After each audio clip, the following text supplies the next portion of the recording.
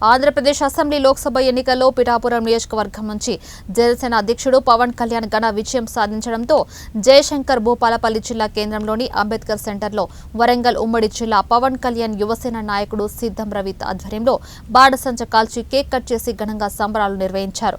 ఎన్నికలో విజయానికి కీలక పాత్ర పోషించిన పవన్ కళ్యాణ్ ప్రభుత్వంలో కీలక పదవి పొందబోతున్నారన్నారు. రానున్న రోజుల్లో రెండు తెలుగు రాష్ట్రాల్లో జనసేన పార్టీని విస్తృతపరిచేందుకు పవన్ కళ్యాణ్ ఆదేశాల మేరకు పనిచేస్తామని సిద్ధం రవి తెలిపారు. ఈరోజు ఈ సమావేశం ముఖ్యంగా ఏర్పాటు చేయడానికి జనసేన పార్టీ అధినేత కృషి ఈరోజు ఉమ్మడి కూటమి 2019లో ఇంత పరాజయమైనా కూడా ఈరోజు 2024లో 161 సీట్లకు పైగా గెలిచిందంటే దానికి ఏకైక కారణం పవన్ కళ్యాణ్ గారు కూటమి కట్టి ఈరోజు బీజేపీని ఒప్పించి ఆంధ్రప్రదేశ్లో గెలుపు దిశగా అడుగులు వేస్తున్నారంటే అది ఒక పవన్ కళ్యాణ్ గారితో సాధ్యమైంది.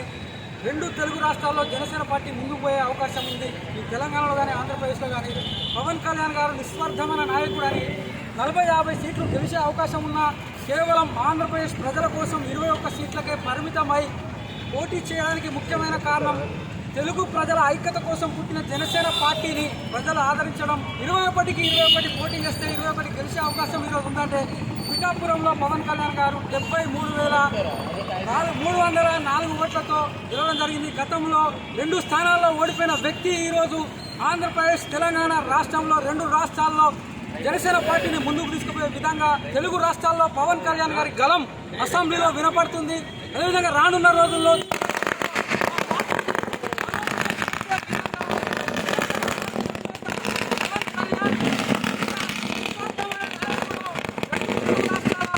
భవిష్యత్తు ప్రజలకు ఇవ్వడానికే జనసేన పార్టీ పుట్టింది.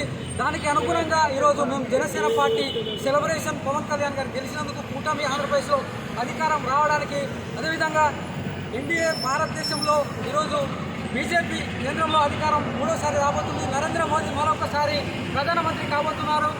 కూటమి ఆంధ్రప్రదేశ్లో చంద్రబాబు నాయుడు ముఖ్యమంత్రి కాబోతున్నారు. అదేవిధంగా కీలకమైన పదవులు పవన్ కళ్యాణ్ గారితో సహా చంద్రబాబు నాయుడు ముఖ్యమంత్రిగా ఉన్నా కూడా కేంద్రంలో చక్రం తిప్పేది జనసేన అని పవన్ కళ్యాణ్ మాత్రమే.